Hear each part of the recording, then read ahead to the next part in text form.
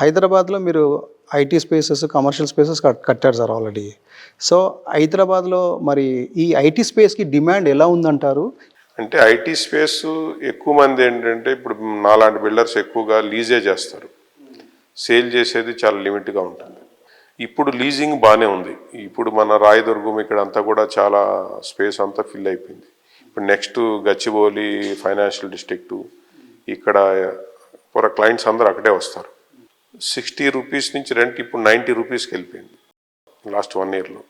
ఈ కొత్తగా ఇప్పుడు రేవంత్ రెడ్డి గారి గవర్నమెంట్ వచ్చిన దగ్గర నుంచి ఈ రోజు వరకు 1 ఇయర్ అయిన టైంలో ఆయన వచ్చినప్పుడు 60 రూపీస్, 65 రూపీస్, 62 రూపీస్ ఉండేది రాయదుర్గం. ఇప్పుడు 90 రూపీస్, 85 to 90 రూపీస్కి వెళ్ళింది. ఇంకా మన ఫైనాన్షియల్ డిస్ట్రిక్ట్ అక్కడ నెక్స్ట్ అక్కడికి వెళ్తారనమాట. అక్కడ కొంత లీజింగ్ అవుతూనే ఉంది, కానీ ఇప్పుడు నెక్స్ట్ వచ్చే క్లయింట్స్ అంతా అక్కడే తీసుకోవాలి, వేరే దగ్గర స్పేస్ కూడా లేదు.